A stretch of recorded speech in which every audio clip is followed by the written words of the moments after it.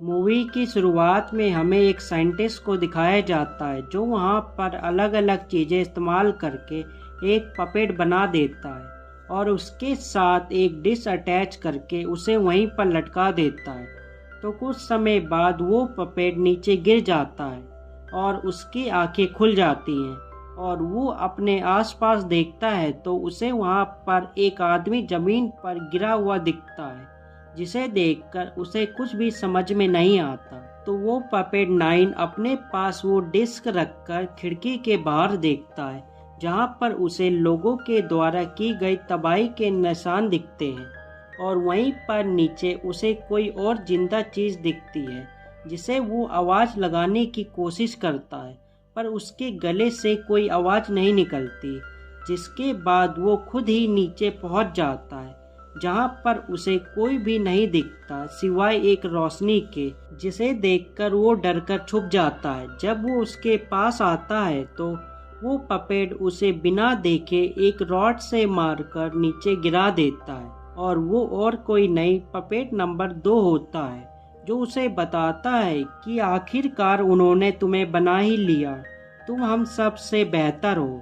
तो पपेट 2 उसकी आवाज को ठीक करने के लिए उन पुराने सामानों में से एक सामान निकालकर उसके गले में लगा देता है, जिसके बाद वो बोलने लगता है। पर तभी वहाँ पर कुछ आवाज आती है, जिसके बाद नंबर 2 उसे कहीं पर छुपने के लिए कहता है और वो खुद एक रॉड लेकर लड़ने के लिए खड़ा हो जाता है। पर तभी उसके पीछे से एक रोबोटिक कैट आकर उसके ऊपर हमला कर देती है, जिसके बाद वो बाकी जगह में भी चेक करती है कि कोई और तो छुपा हुआ नहीं है। तो उससे पहले पपेट 9 वहाँ से कहीं और छुप जाता है और वो रोबोट पपेट 2 को अपने साथ पकड़कर ले जाती है एक फैक्ट्री में।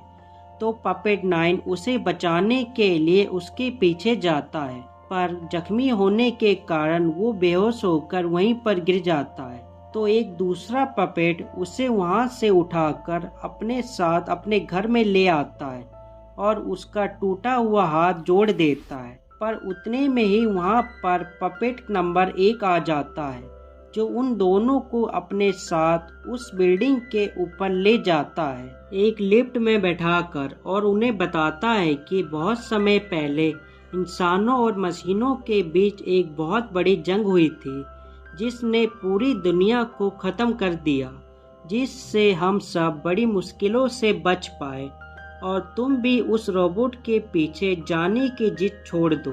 अब नंबर 2 नहीं रहा। तो उनके जाने के बाद पपेट 5 उसे लेकर उस बिल्डिंग की छत में आ जाता है, जहां पर पपेट 9 उसे अपने साथ चलने के लिए मना लेता है और ये दोनों वहां से निकल जाते हैं। तो रास्ते में एक तूफान आने के कारण उनका मैप हवा में उड़ जाता है, जिसे पकड़ते पकड़ते ये दोनों एक सुरंग के बाहर पहुंच जाते हैं। तो वहां पर अंधेरा होने के कारण पपेट 9 वहां पर एक बल्ब को जला लेता है और ये उसे लेकर उसके अंदर चले जाते हैं। और उस फैक्ट्री के बाहर पहुंचकर जब ये अंदर जाते हैं तो वहां पर बहुत सारा कचरा पड़ा होता है और उन्हीं के बीच में नंबर 2 एक लोहे के पिंजरे के अंदर कैद होता है। तो ये दोनों उसके पास जाते हैं उसे छुड़ाने के लिए, पर उतने में ही वो रोबोट उनको देखकर उनके ऊपर हमला कर देता है और उनसे पकड़ने की कोशिश करता है।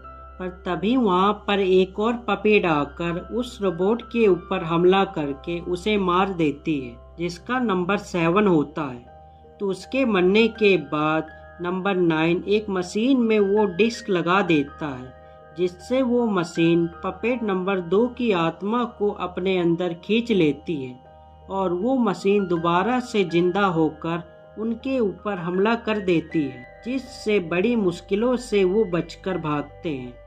और नंबर 7 उन्हें वहां से लेकर एक दूसरी जगह पर ले जाती है, जहां पर पहले से 2 जुड़वा पपेट होते हैं, जो उन्हें देखकर बहुत खुश हो जाते हैं। तो पपेट 9 उनसे उस डिस्क के बारे में पूछता है, जिसके बाद वो दोनों उन सब को एक न्यूज़पेपर दिखाकर बताते हैं कि बहुत समय पहले एक साइंटिस्ट ने एक ऐसी मशीन बनाई थी जो अपने आप से और भी अपने जैसी मशीन खुद में खुद बना लेते हैं।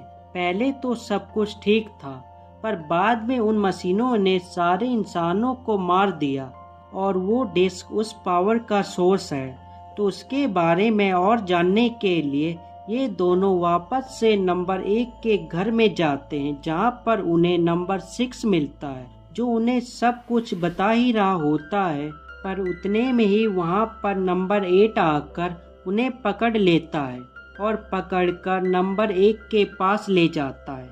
जब ये दोनों बातें कर ही रहे होते हैं तो उतने में ही वहाँ पर एक उड़ने वाला रोबोट आता है, जो उन सब के ऊपर हमला करता है, जिससे ये सब बचते हुए भागते हैं। पर वो रोबोट उन्हें एक जगह में घेर लेता है, पर उस रोबोट के पीछे से नंबर 6 आकर उसके ऊपर हमला करती है, जिससे वो बच जाता है। पर वो रोबोट नंबर 6 को जख्मी कर देता है और ये सब बड़ी मुश्किलों से उस रोबोट को एक पंखे की मदद से मार पाते हैं। पर उस चक्कर में उनका घर भी जल जाता है और ये सब वहाँ से निकल कर चले जाते हैं किसी और जगह में, जहाँ पर नंबर 5 उसके पैर के घाव को सिलता है। और वहीं पर एक और पपेट 9 को उस डिस्क के बारे में और कुछ बताता है। पर बाहर एक रोबोट आकर पपेट 8 को पकड़ लेता है। जब वो अंदर आता है सबको पकड़ने के लिए, तो ये सब उसे रोकते हैं, पर वो ज़्यादा ताकतवर होने के कारण वो नंबर 6 को भी अपने साथ पकड़कर ले जाता है उस फैक्ट्री में। और ये सब एक प्लान बनाकर उस फैक्ट्री के बाहर पहुंचते हैं उन्हें बचाने के लिए, जहां पर अंदर से पपेट नंबर 9 जाता है और वो मशीन पपेट नंबर 8 की आत्मा को अपने अंदर खींच लेती है।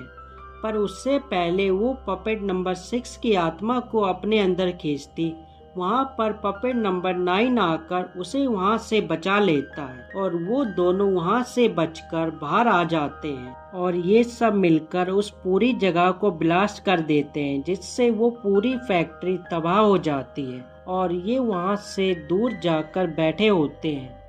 पर कुछ देर बाद वहाँ पर वो मशीन दोबारा से उनके ऊपर हमला कर देती है, जिससे बचते हुए ये सब एक पुल के ऊपर से उस पार चले जाते हैं। पुल कमजोर होने के कारण वो मशीन वहाँ पर फंस जाती है और वो नंबर 5 की आत्मा को भी अपने अंदर खींच लेती है। नंबर 9 उसे बचाने की बहुत कोशिश करता है, पर वो उसे बचा नहीं पाता, इसलिए वो दोबारा से अपने पुराने घर में आ जाता है, जहाँ पर उन पेपरों को देखकर नंबर 9 को समझ में आ जाता है कि इस डिस्क का उसे क्या करना है। वो दोबारा से भागते हुए अपने साथियों के पास जाता है, जहाँ पर वो सब मिलकर उस मशीन को तोड़ने की कोशिश कर रहे होते हैं। पर नंबर 9 वहाँ पर पहुँचकर उन्हें वहाँ पर रोक लेता है और वो उन्हें समझाने की कोशिश करता है। पर उतने में ही वो मशीन नंबर 1 की आत्मा को अपने अंदर खींच लेती है। तो नंबर 9 उस मशीन से उस डिस्क को बाहर निकाल लेता है और उसे उल्टा लगाकर उन सब की आत्मा को दोबारा से आज़ाद कर देता है, जिससे वो मशीन पूरी तरह से ख़त्म हो जाती है। और कुछ देर बाद ये सब एक आग के किनारे बैठे होते हैं, जहाँ पर नंबर 9 उस डिश से उन सब आत्मा को बाहर निकाल देता है, जिससे वो आज़ाद होकर वापस से आसमानों में चले जाते हैं। और ये सब उस पूरी दुनिया में सिर्फ अकेले ही बच गए। और ये मूवी यहीं पर ख़त्म हो जाती है और हम मिलते हैं एक नई मूवी के साथ अगली बार एक बेहतर एक्सप्लेनेशन के साथ। Good bye.